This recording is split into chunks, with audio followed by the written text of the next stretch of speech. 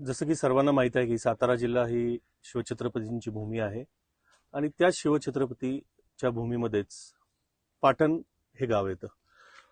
पाटण या गावामध्ये शिवाजी महाराजांचे जे सरदार आहेत, पाटणकर म्हणून त्यांची ओळख आहे, ते या निवडणुकीत उतरलेले आहेत. खरं तर ही जी निवडणूक आहे, पाटणकर विरुद्ध देसाई, ही परंपरागत चाललेली आहेच असंच म्हणता येईल. आपल्या समवेत आहेत सत्यजित पाटणकर, जे तिसऱ्या वेळा ही निवडणूक लढवत आहेत. आपण त्यांच्याकडनं जाणून घेऊयात एकंदर या निवडणुकीच्या बाबतीत. खरं डोंगर दऱ्यामध्ये आपण बसलोय, म्हणजे निसर्ग संपन्न असा हा पाटण तुमचा मतदारसंघ आहे. काय सांगाल? आणि तुम्ही अपक्ष निवडणूक लढवत आहात. डोंगर आणि निसर्गाने नटलेला हा मतदारसंघ आहे. या मतदारसंघातली माणसं तेवढीच प्रेमळ आणि स्वाभिमानी आहेत. आज निवडणुकीच्या संदर्भात जर बोलायचं झालं तर पक्षाचं तिकीट हे काय आम्हाला मिळालेलं नाहीये, परंतु लोक आणि मतदार हा स्वाभिमानी असल्यामुळे लोकांनीच आग्रह केलेला आहे की आपल्याला शेवटी आपला स्वाभिमान हा जिवंत राहिला पाहिजे. या मतदारसंघामध्ये आपल्याला चांगल्या दृष्टीने विकास हा घडवायला पाहिजे.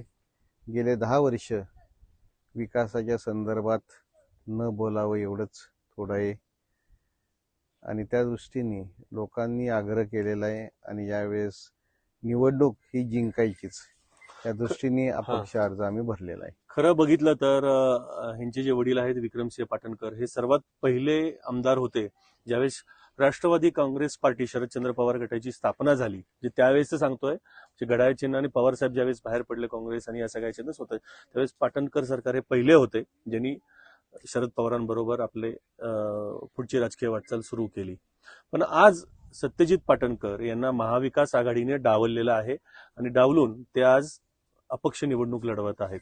खरं तर अपक्ष निवडणूक लढवणं तसं काही सोपं काम नाहीये, कारण का तुमचं चिन्ह नवीन आहे. घड्याळ तर लोकांपर्यंत पोहोचलं होतं, मधल्या काळात तुतारी पोचली होती लोकांपर्यंत, परंतु हे जे चिन्ह आहे रिक्षा, हे पोचवायला खूप अडचणी येत असतील. त्या बाबतीत आपण काय सांगाल? विक्रमसिंह पाटणकरांची राजकीय सुरुवात ही अपक्ष म्हणूनच झालेली आहे. चिन्ह पोचवणं काही एवढं अवघड मला काय वाटत नाही. लोक आता सुशिक्षित आहेत, सोशल मीडिया आहे, इतर बाबी आहेत आणि ज्यावेळेस लोक निवडणूक हातात घेतात त्यावेळेस ही चिन्ह लोकांपर्यंत आणि मतदारापर्यंत आपोआप हे पोचलं जातं. आमचं चिन्ह जे आहे ही सर्वसामान्यांची रिक्षा आहे, त्यामुळे चिन्ह पोचवणं काय मला काय अवघड वाटत नाही. एकंदर ही फाईट जर म्हटली तर अपक्ष उमेदवार सत्यजित पाटणकर आणि राज्याचे कॅबिनेट मंत्री, हेवीवेट कॅबिनेट मंत्री शंभूराज देसाई उत्पादन शुल्क मंत्री होते, ते त्यांच्याबरोबर ही आहे. तर एकंदर शंभूराज देसाईंच्या बाबतीत आम्ही ज्यावेळेस बोललो ते म्हटले की मी सर्व कामं इथं केलेली आहेत, रस्त्यांची कामं केलेली आहेत, शाळा कॉलेजेस मोठी डेव्हलपमेंट केलेली आहेत. मग आपण नेमके कुठले मुद्दे घेऊन जनतेसमोर जात आहात? आज तसं पाहायला गेलं तर पाटण तालुक्यामध्ये रस्त्यांचं जे जाळं केलं हे विक्रमसिंह पाटणकरांनी केलं. बऱ्याचशा वाड्या वस्त्या अशा होत्या 83 साली की ज्या ठिकाणी लाईट नव्हती, त्या ठिकाणी लाईट पोचवण्याचं काम हे विक्रमसिंह पाटणकरांनी केलेलं आहे. आज जर आपण विचार केला की या डोंगरातमध्ये प्रत्येक वाडी वस्तीत ही प्राथमिक शाळेची निर्मिती झालेली आहे. बरोबर. ज्या वेळेला शिक्षक नव्हते त्यावेळेस विक्रमसिंह पाटणकरांनी विधानसभेतून हा निर्णय घेतला की डोंगरी भागामध्ये डोंगरी शिक्षक हा 10वी पास झालेला त्या गावातील मिळावा. बरोबर. आणि अशा दृष्टीने शाळेंचं जाळं या तालुक्यामध्ये विणलं गेलं.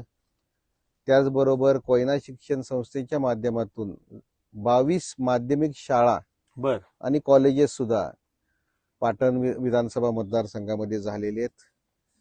धरणांच्या संदर्भात जर बोलायचं झालं तर 7 धरणं, प्रत्येक खोऱ्यामध्ये एक धरण हे विक्रमसिंह पाटणकरांच्या माध्यमातून त्या वेळेला झालेलं आहे. पाटणमध्ये पहिली MIDC हे विक्रमसिंह पाटणकर साहेबांनी आणलेली आहे. स्वातंत्र्य काळानंतर ब्रिटिशांनी केलेली जे पर्यटन स्थळ आहेत ही जुनी आहेत, परंतु स्वातंत्र्य काळानंतर महाराष्ट्र शासनाने एक पहिलं पर्यटन स्थळ हे कोयना नगरला स्थापित केलेलं आहे. बर. नेहरू गार्डनची निर्मिती कोयना नगरला झाली. कोयना नगरचं सुशोभीकरण त्या ठिकाणी झालं.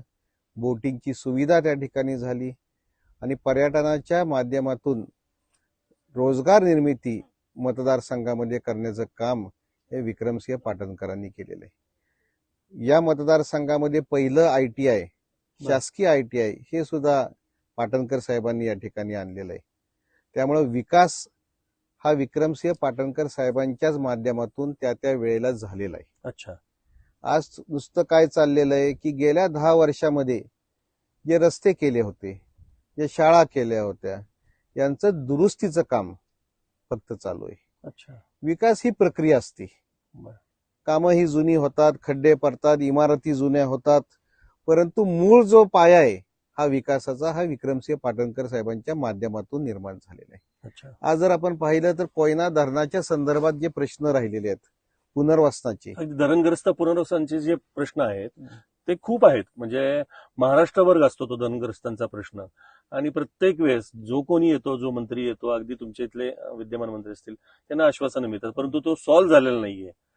तर त्या बाबतीत नेमकं तुमचं काय म्हणणं आहे? 83 पूर्वी हा जो प्रश्न आहे हा तसाच्या तसा राहिलेला होता.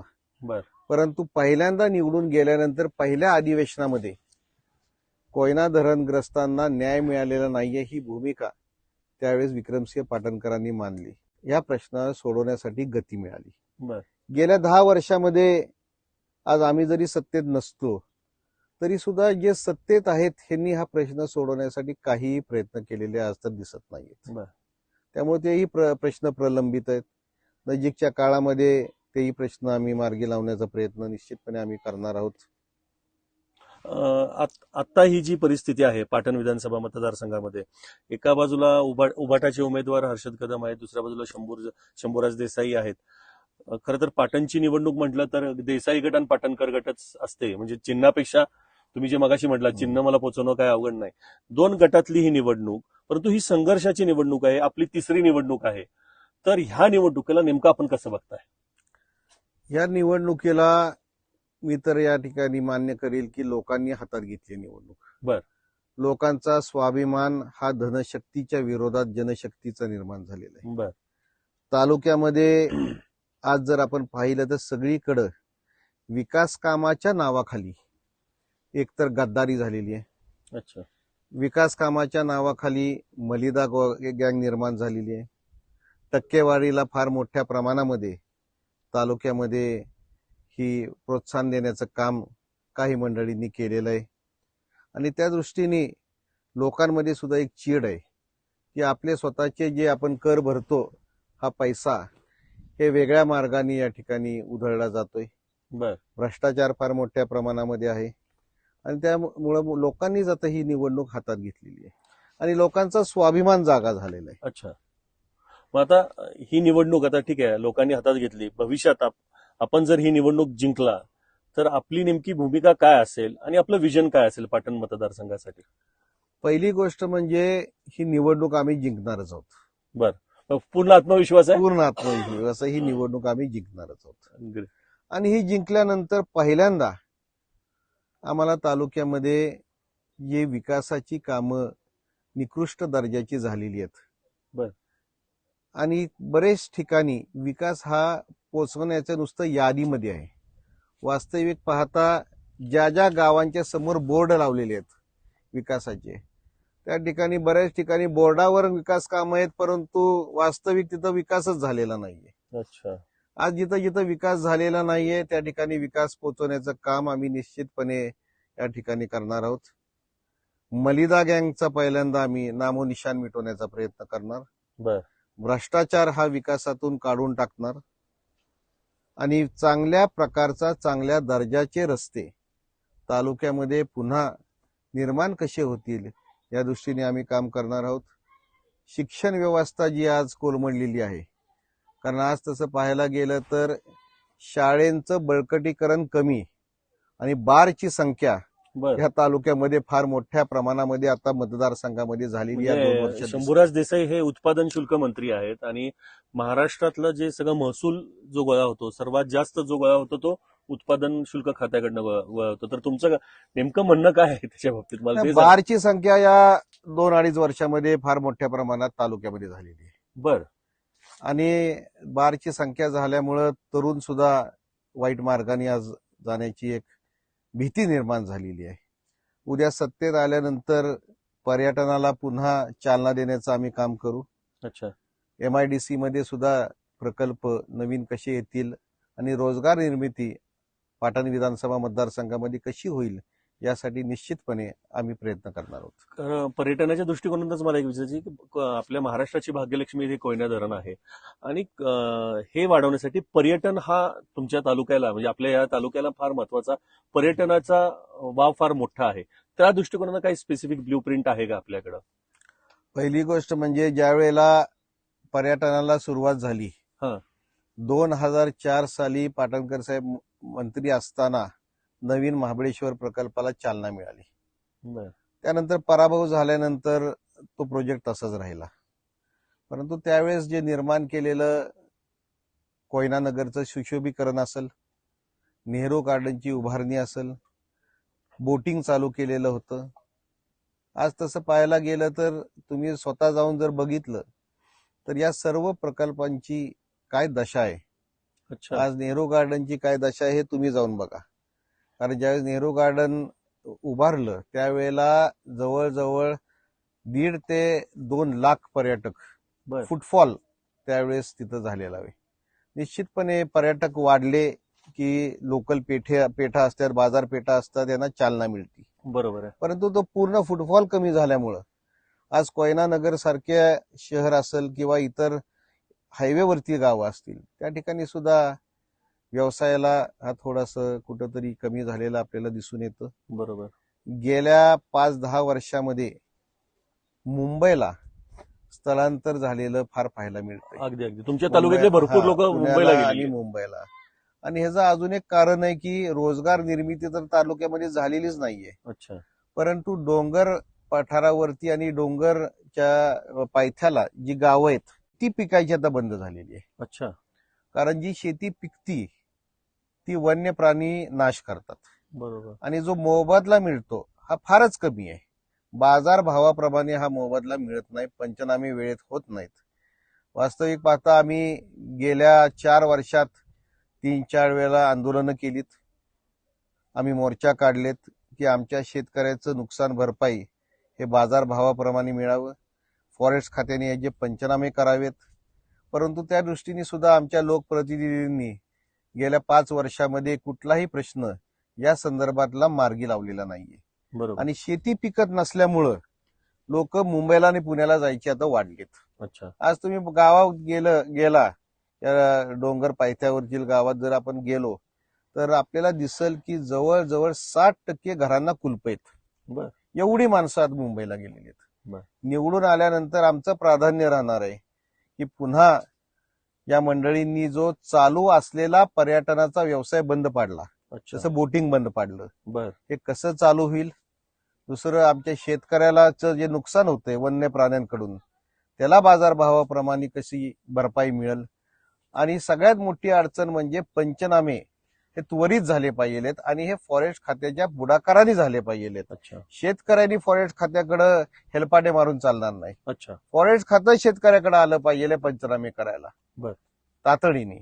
या संदर्भातली आमची भूमिका निश्चितपणे राहील. आणि गेल्या 10 वर्षामध्ये पाटण विधानसभा मतदारसंघाची जी अधोगती झालेली आहे याला गती देण्याचं काम आम्ही निश्चित. खरं तर पाटण तालुका असा डोंगराळ भाग, संपूर्ण कडेपठाराचा भाग, इथं तुमच्या मागेही आम्ही बघू शकतो पवनचक्क्या आहेत. तर ही जी वीज निर्मिती होती याच्या बाबतीत तुमचं काही ध्येय धोरणं आहेत का किंवा काय विचार आहेत का या बाबतीतलं? तसं पाहायला गेलं तर पाटणकर साहेबांनी ज्यावेळेस पवन ऊर्जा प्रकल्प चालू केला बर.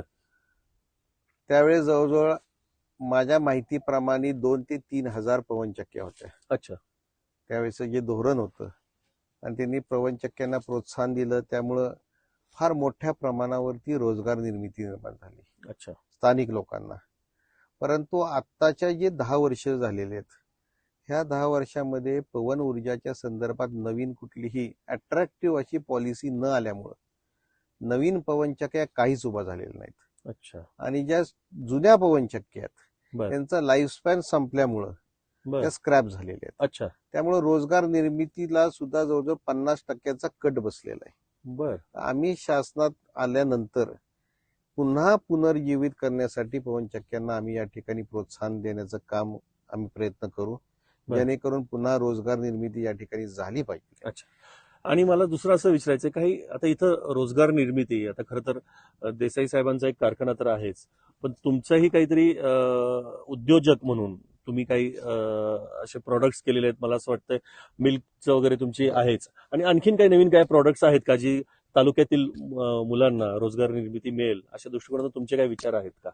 पाटण शुगर केन इंडस्ट्रीज लावायचा आमचा खांडसरी शुगर आणि जॅगरीचा साखर कारखाना आमचा आता सुरू होतोय. अच्छा.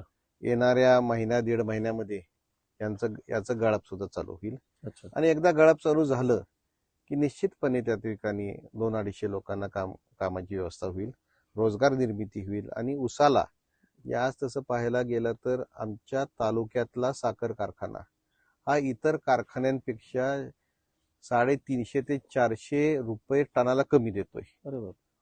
आम्ही ही भरपाई शेतकऱ्यांची निश्चितपणे आम्ही भरून काढू आमच्या नवीन कारखान्यातून. अच्छा. तर हे होते पाटण विधानसभा चे अपक्ष उमेदवार सत्यजित पाटणकर यांनी आपल्याला विशेष करून सांगितलं की हा जो सगळा डोंगरी भाग आहे याच्या विकासासाठी माझे प्रयत्न राहणार आहेत.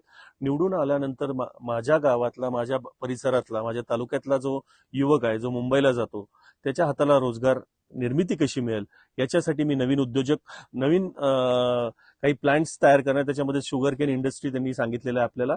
आणि एकंदरच या डोंगरी भागाचा विकासाबरोबर इथल्या ज्या पवनचक्क्या आहेत, वीज निर्मिती कशी होईल याचंही ध्येय धोरण त्यांच्या मनामध्ये आहे, आणि ते इम्प्लिमेंट शासन आल्यानंतर मी नक्की करेन अशी ग्वाही त्यांनी आपल्याला दिलेली आहे.